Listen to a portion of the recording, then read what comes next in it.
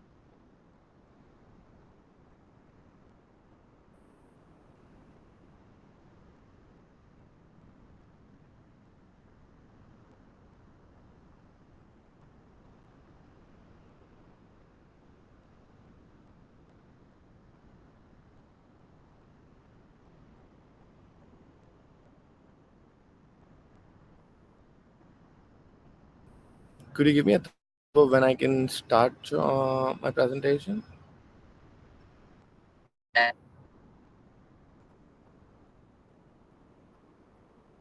I can start. Okay.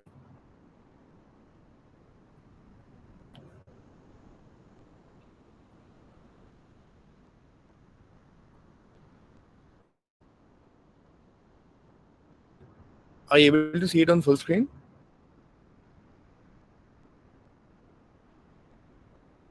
Hello. Okay. Okay. Yep. So hello everyone. My name is Kunal. I am a senior product manager at a large retail tech company. My topic of presentation today is walking the tightrope product strategy for a two-sided marketplace. Now, what exactly is a marketplace? Like, let's first define what a marketplace is. So, a marketplace is something that consists of a buyer and a seller, and there is something getting transacted between the buyer and the seller, right? So, say the seller in has supply while the buyer has demand, and there is something getting transacted. So in the case of Walmart, for instance, there is inventory which is getting transacted on the platform.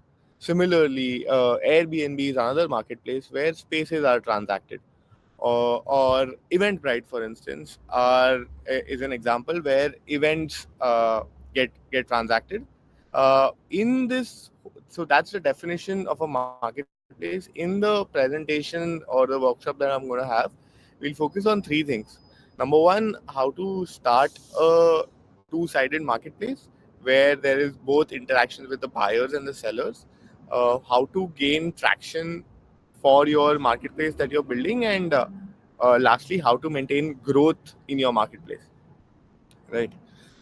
Firstly, in how to start marketplace, like if you're not aware of where to start and how to start a marketplace, uh, something like this can happen to you where you're trying to juggle so many different things, so many different activities that you're not able to kind of clearly focus on one, and you then are not able to even start your marketplace in the best possible manner.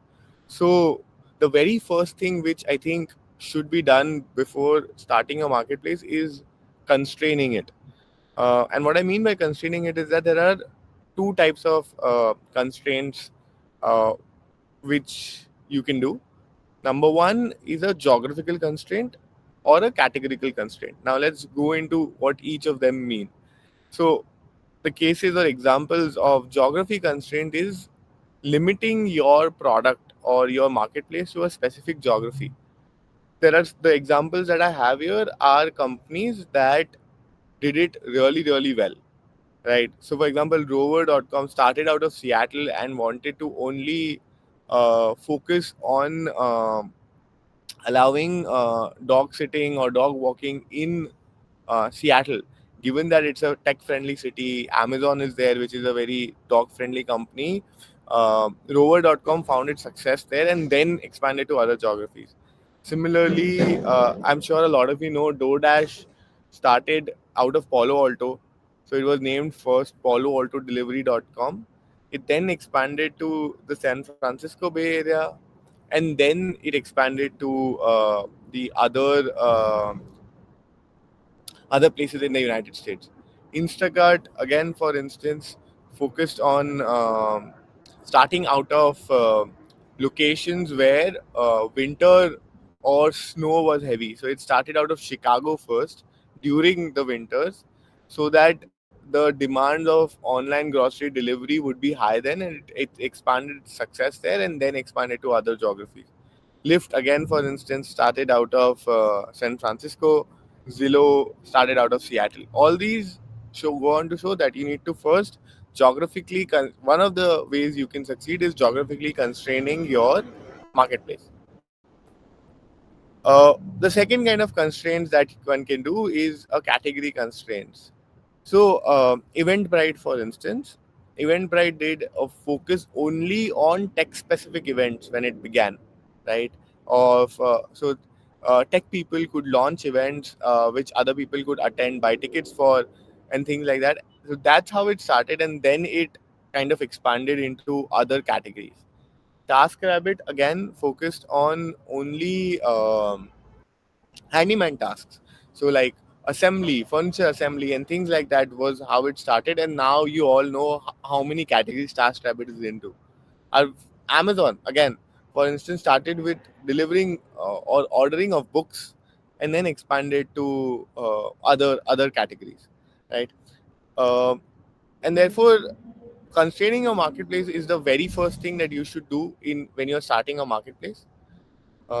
Second is concentration.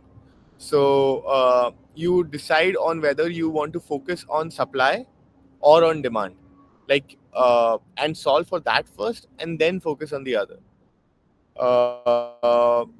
How do what to go for or what to solve first? Approximately 80% of today's biggest marketplaces focused on solving for supply first.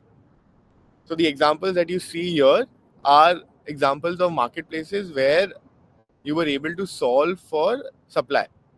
Airbnb, DoorDash, Etsy, Lyft, Eventbrite all solve for supply first. However, there are some companies that have also successfully solved for demand. So, wherein the supply took care of itself basis the demand growth. For example, Rover, for instance, again solved for demand uh, because like essentially like supply in terms of getting $50 to sit a dog is not that difficult, right? Like people would be okay to sit your dog or walk your dog for $50. So the demand there was difficult to get. In terms of Zillow, what it did is that it piggybacked on an online available database to kind of uh, put in their supply or get in their supply first and then focused on the demand growth. TaskRabbit, for instance, also it was very easy to get people that would be able to kind of assemble your furniture, help you moving for 60 $70 an hour, and therefore getting the demand there was a difficult task. So the idea there should be that whatever is more difficult to get should be solved first. But in most cases, around 80% of the cases, it is always a supply that is more difficult to get. So that's again something that should be taken care of. Uh, how to gain traction?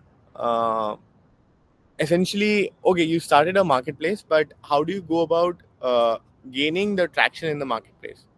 For this, there are three different strategies that can be applied.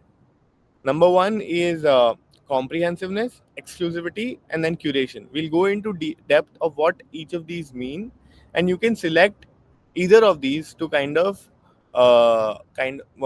mint like start the growth of your marketplace journey, right? So in terms of comprehensiveness, what does comprehensiveness mean? Comprehensiveness involves a diverse customer, to give customers a diverse base to choose from. So what Grubhub did, for instance, is in new geographies that they were entering, they realized that users wanted to discover online restaurants through them, even if they did not want to order through them. So they went a very scrappy way. They grabbed each takeout menu they could in a new place. They scanned them and uploaded to them to the website. And they called the restaurant to kind of map the delivery boundaries, even if the restaurants were not delivering through them. And therefore, what this led to was people coming on the platform to like get a comprehensiveness view of what restaurants were available, that and then were ended up ordering from the restaurant directly. But slowly and steadily, they were these restaurants came on the platform, and that helped Grubhub develop a significant competitive edge before other players could reach onto comprehensiveness.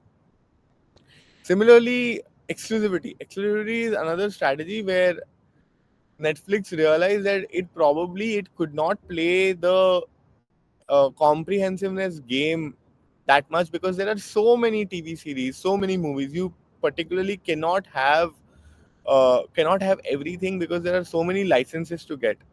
So what Netflix did is that it locked up streaming rights for popular content that people used to watch, and it was only available on Netflix's platform.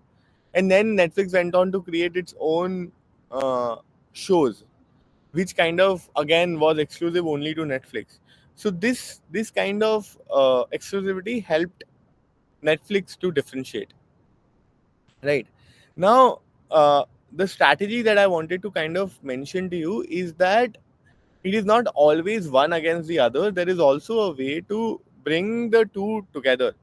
Right. For example, Netflix began with comprehensiveness in terms of wanting to get everything, and it pursued comprehensiveness, but slowly it realized that it could not, so it started pursuing exclusivity as a part of its streamlining strategy. Similarly, I think Airbnb started with 100% exclusive inventory, and then went to focus on comprehensiveness, or allowed hosts to kind of uh, have their inventory placed on different marketplaces.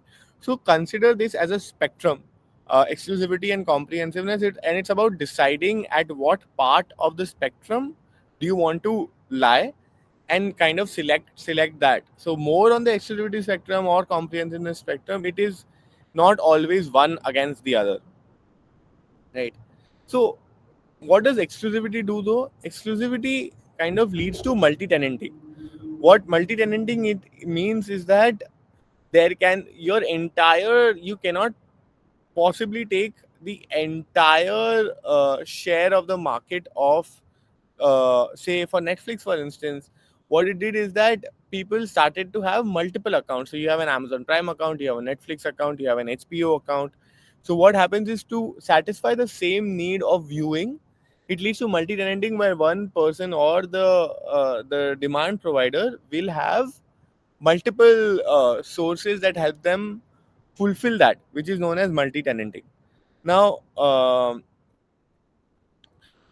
let's look at this 2 by 2 matrix with demand on the x-axis and supply on the y-axis. When you pursue an exclusivity strategy, the supply is what it is. It is owned, right? So Netflix owns its content, so it's exclusive, right? What you see on the top right is where all marketplaces want to be at. Like, that is the holy grail, which is difficult to get. For instance, you own the customer, which is wherein the customer does not have multiple sources where they get the same satisfaction, so you are able to kind of maintain the entire share of growth of the customer. Or you and at the same time, you also own the supply of that, which is which is very difficult to get. So therefore, most companies lie in the rest of the three that which is there. I just explained the exclusivity. Comprehensiveness means is that what you are doing is you are owning the demand, wherein the customer is yours, or you get the entire share of wallet of the customer, but your supply is multi-tenanted. So for example, your host, in case of Airbnb, host will have their inventory on multiple marketplaces, right? But as an Airbnb customer, if I'm getting the entire list of inventory available to me, then I would probably not go to any other marketplace, right? Zillow, for instance, pursued comprehensiveness as a strategy, wherein it tries to have maximum amount of inventory or like apartments shown on its marketplace. And then there is competition and consolidation, where neither supply nor demand is owned. For example, Uber, or in the case Lyft, wherein the host or like the driver partners are both on Lyft and Uber. At the same time, customers, as we also use that, DoorDash, for instance, Wayfair, all these are marketplaces where neither the supply nor the demand is is kind of owned, and therefore at sooner or later you might see consolidation happening. For example, in the case of ride sharing now, Uber approximately owns 80% of the entire market share in the United States. So sooner or later, you'll see a dominant marketplace that kind of leads here, right? Again, then I was to talk about curation. Curation means handpicking your supply to appeal to a niche audience. So what Caviar did, for instance, is that it curated high quality restaurants to differentiate itself as its offering. So in terms of service and food quality, right? Uh, just taking a quick stock check here. Am I audible correctly? Can someone say yes so that I am aware that people can hear me?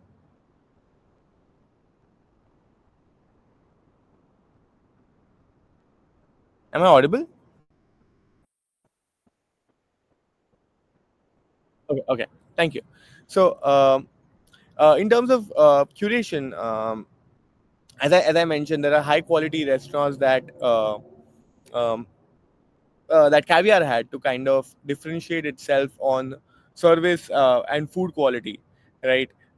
It focused more on customers that were willing to pay more for their quality, and therefore it focused on a specific on gaining market share in a specific domain. It did not focus on the entire customer base, but rather people that wanted high quality services, right? Uh, this is a great secondary strategy to have for marketplaces that want to segment their customer base or want to focus on a customer base um, that is that is a niche segment. It does not generally help as a great primary strategy, but eventually, like it in the case of what happened with Caviar, is that DoorDash kind of acquired it, and then it runs it as its own different entity. But it's a great secondary strategy to have. Now, finally, coming on to the third part, which is like, okay, you started a marketplace, you're gaining traction, how do you maintain that growth, right? And for that, you there are specific metrics that if you track on your marketplace, it will lead you to kind of maintaining that growth. So the kind of metrics that you should track to maintain your marketplace health are: number one, match rate. So how successfully can the two marketplaces find each other? So two sides of the marketplace find each other. So for example, when we book an app on Uber, if a driver is available in the next 3 minutes, 5 minutes, then we kind of stick to it. But if it shows like a 20 minutes time, then not really.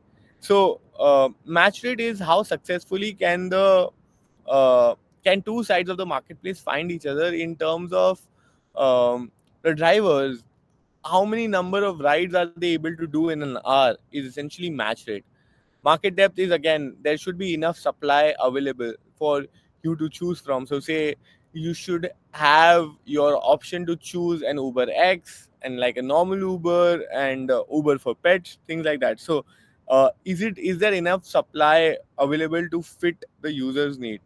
Similarly, time to match is how quickly does it take for your inventory to get replenished. So if your inventory takes like a longer period to get replenished, then basically your demand isn't as much, and it could lead to a lot of stale inventory. It could lead to your product not being at par with the marketplace. So uh, inventory turnover or time to match is again another case that needs to be looked into deeply. And then the third is the concentration of supply and demand. What I mean here is that your supply shouldn't be very focused on like a few players. Neither your demand should be very focused on only a specific customers. It should be as diverse as possible, right? And therefore, the point that I'm trying to make here is, if a specific big customer goes away, it should not affect your platform in a very large way. If a specific customer goes away, either on the supply side or the demand side, so you should make your marketplace as fragmented as possible, so the dependency on particular uh, customers within supply or demand isn't as much. Now, take rate is how valuable your marketplace is. Like essentially, like take rate and and unit economics go hand in hand. Is that per transaction that you're doing, how much money are you taking home in say per ride of Uber?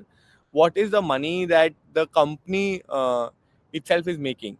And similarly, take rate is what percentage of the overall business um is the revenue generation. So uh, out of your overall 100, how much are you taking home? And then what percentage of the entire marketplace or the entire rideshare category is belongs to Uber, right? So similarly, so take rate and unit economics go hand in hand. Switching cost again is how easy it is for your users to join another network. So you should, if it is more difficult, then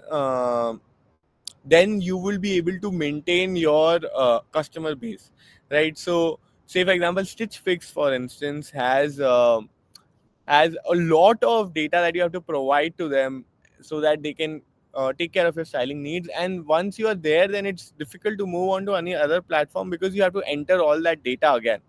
A lot of B2B marketplaces focus on this because, for example, data integration services, if you integrate with a data integration platform, then it gets difficult to migrate all of your data to a new platform, right? And therefore the switching cost is higher, and therefore people stick to it.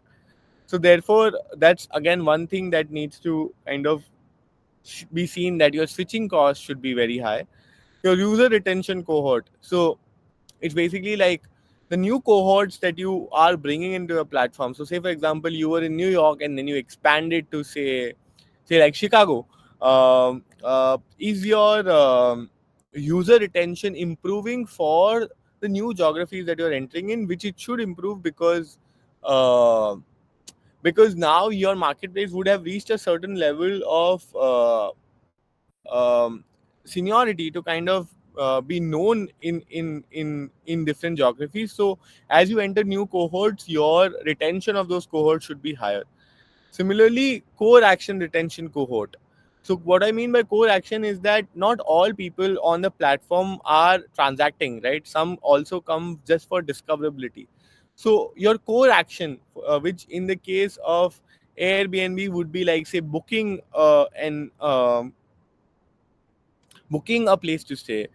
In terms of a marketplace like Amazon or Walmart, it would be buying a product, or in terms of Uber, it would be booking a ride.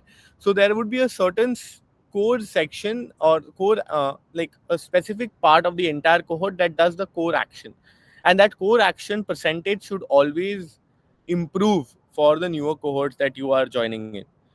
Similarly, dollar retention. Dollar retention is the new cohorts that you are entering, or a new market that you are entering.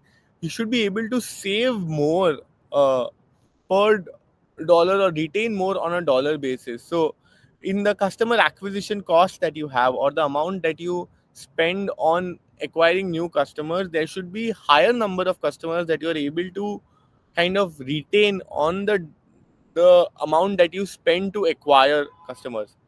And then again, retention by location or geography.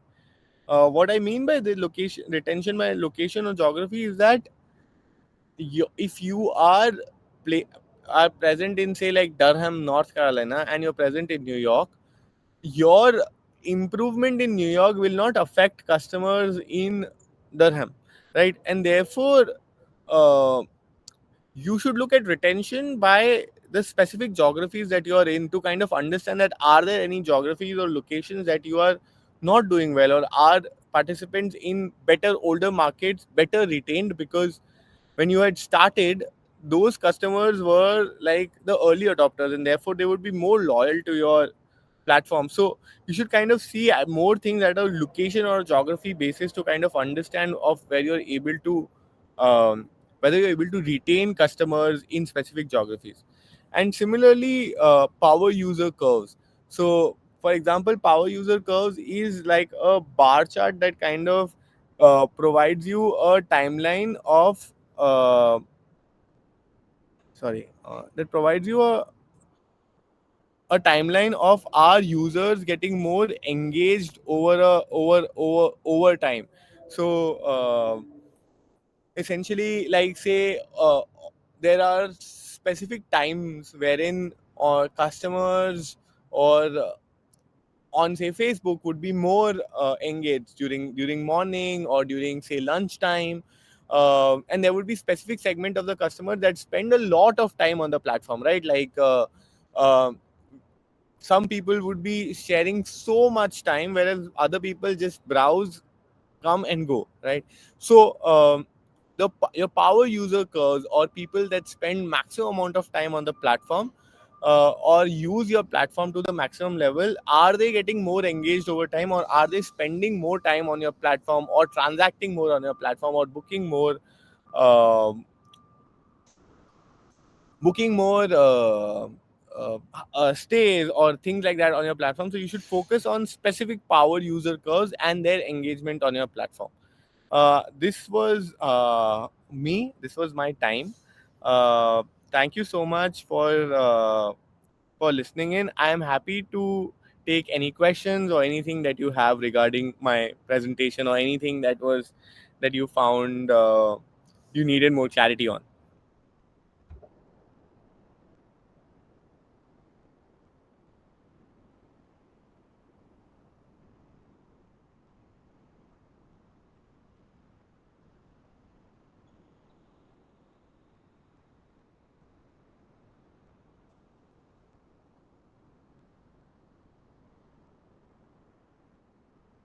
Thank you all. Thank you.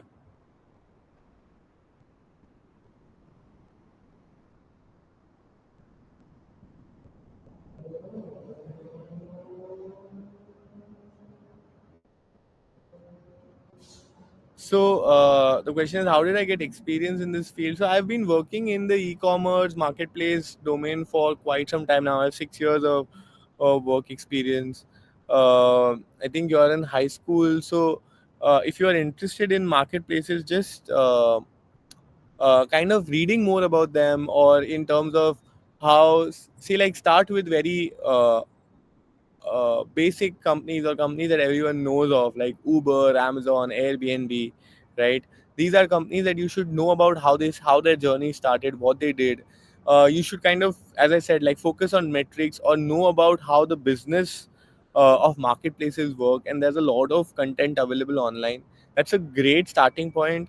I think being in such a field is more about having like a business understanding, or being able to view as things from a business perspective, which you can then expand to other things. So try and gain more like, try and understand the business more, in whatever field you want to enter within marketplaces, and then if you understand how it works, then you would be able to apply it to like say, software engineering, data analytics, data science, or anything that you want to work in this industry.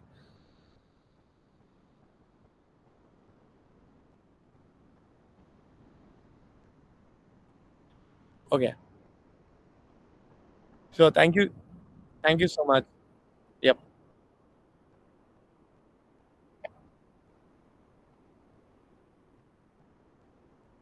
yep.